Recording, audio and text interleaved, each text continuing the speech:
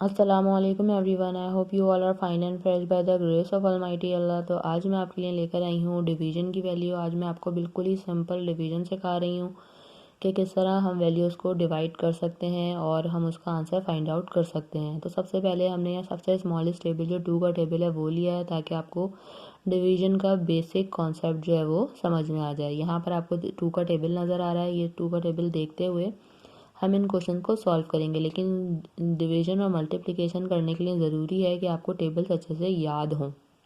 यहाँ मैंने टेबल इसलिए लिखा है ताकि आपको मैं इसका कॉन्सेप्ट अच्छी तरीके से जो है वो समझा सकूँ, क्लियर कर सकूँ। वरना ज़रूरी है कि आपको टेबल अच्छी तरीके से याद हो। जब आपको टेबल अच्छी तरीके से याद होंगे तभी आप डिवीजन और मल्टीप्लिकेशन जो है वो बहुत ही जल्दी से जो है वो सॉल्व कर सकते हैं। तो चलें स्टार्ट करते हैं अपनी वीडियो। यहाँ हमारे पास ये जो क्वेश्चन है वो है कि 642 को हमें डिवाइड करना है 2 से। इसका मतलब ये है कि अगर हमारे पास कोई भी चीज़ है वो 642 है, ठीक है। फॉर एग्जांपल आपको बॉल्स की एग्जांपल देती हूँ कि हमारे पास 642 बॉल्स हैं और हमने उसके 2 के पेयर्स बनाने हैं, ठीक है।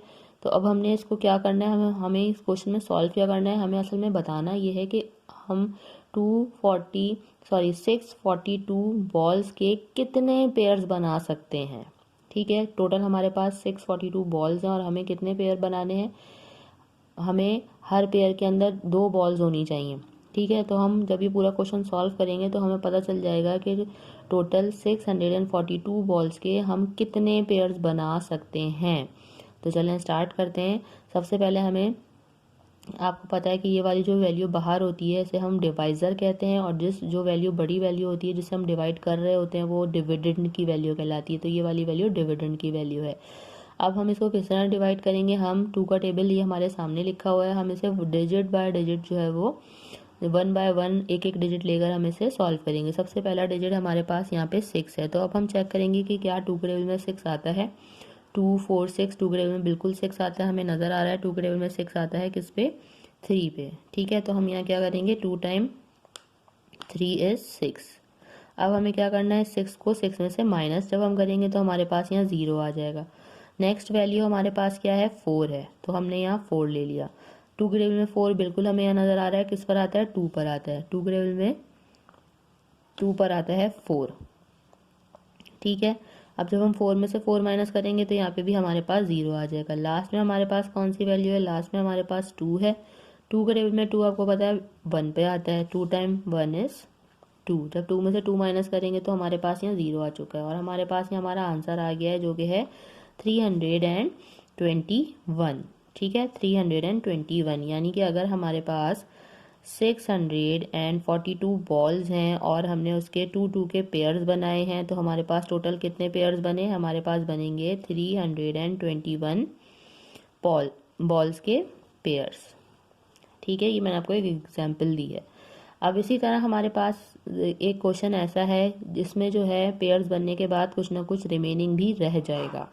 तो चलें ये करते हैं। सबसे पहले जो हमारे पास यहाँ फर्स्ट वैल्यू है वो हमें नज़र आ रही है 7, जबकि 2 के टेबल में हमें यहाँ कहीं 7 नज़र नहीं आ रहा। 2 के टेबल में 7 जो है वो नहीं आता। 7 से अब हम छोटा नंबर ले सकते हैं, ठीक है, बड़ा नंबर नहीं ले सकते। बड़ा यहाँ पे देखिए 8 तो बड़ा हो जाएगा, वो हम नहीं ले सकते। तो हम यहाँ क्या लेंगे, 7 से छोटा नंबर 6 नज़र आ रहा है तो हम यही लेंगे। बड़ा नंबर हम नहीं ले सकते, हम छोटी वैल्यू लेंगे।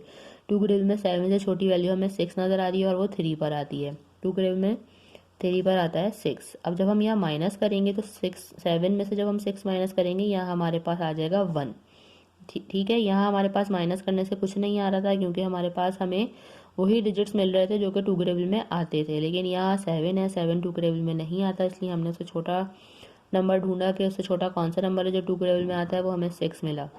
2 के टेबल में 6 बिल्कुल आता है 3 पे। जब हमने 7 में से 6 माइनस किया तो यहाँ हमारे पास आ चुका है 1। अब हम क्या करेंगे, जो नेक्स्ट वैल्यू है हमने उसे कॉपी कर लेना है जो कि हमारे पास था 4। 2 के टेबल में अब ये बन चुका है 1 4 14। चेक करेंगे कि क्या 2 के टेबल में 14 आता है, बिल्कुल नज़र आ रहा है हमें। 2 के टेबल में 14 आता है 7 पे। तो हम यहाँ पे लेंगे 2 टाइम 7 इज 14। अब हमने क्या करना है, 14 में से जब हम 14 माइनस करेंगे तो ऑब्वियसली हमारे पास 0 आ जाएगा। लास्ट में हमारे पास क्या है, लास्ट में हमारे पास एक 3 है। अब हमने इस 3 को कॉपी कर लेना है। 2 के टेबल में हमें पता है 3 तो नहीं आता।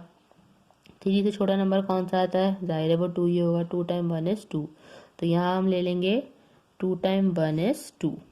और अब हमने 3 में से जब 2 माइनस करेंगे तो हमारे पास यहाँ आ जाएगा 1, और ये कहलाएगा हमारा रिमाइंडर। ठीक है, जो हमारा जब हमारे पास लास्ट में यहाँ कुछ नहीं बचा था, रिमाइंडर हमारे पास 0 था, जबकि यहाँ हमारे पास रिमाइंडर 1 है। यानी कि अगर हमारे पास 743 बॉल्स हैं और हमने उसके 2 के पेयर्स बनाए हैं तो हमारे पास 371 पेयर्स बनेंगे। ठीक है, और एक बॉल आखिर में जो है वो रह जाएगी, रिमेनिंग रह जाएगी यहाँ पे, जबकि यहाँ हमारे पास एक भी बॉल नहीं रह गई थी, सबके पेयर्स बन गए थे, जबकि यहाँ हमारे पास 371 पेयर्स बनने के बाद एक बॉल जो है वो रह गई। अब हम इसका आंसर किस तरह लिखेंगे? इसका आंसर हम लिखेंगे कि हमारे पास थी 743 बॉल्स, उसके हमने 2 के पेयर्स बनाए, हमारे पास 371 पेयर्स बने। ठीक है, और हमारे पास रिमाइंडर यानी कि एक बॉल जो है वो रह गई जिसका कोई पेयर यहाँ पे नहीं बना था। देखा आपने कितनी जल्दी से मैंने आपको डिवीजन समझा दिया है। आई होप कि वीडियो आपको अच्छे से समझ आई है। अगर वीडियो आपको पसंद आई तो इसे लाइक और शेयर जरूर करें और मेरे चैनल को भी सब्सक्राइब करें। इंशाल्लाह बहुत जल्द मिलती हूँ आप सभी नेक्स्ट वीडियो में। अपना बहुत ख्याल रखिएगा। अल्लाह हाफिज़।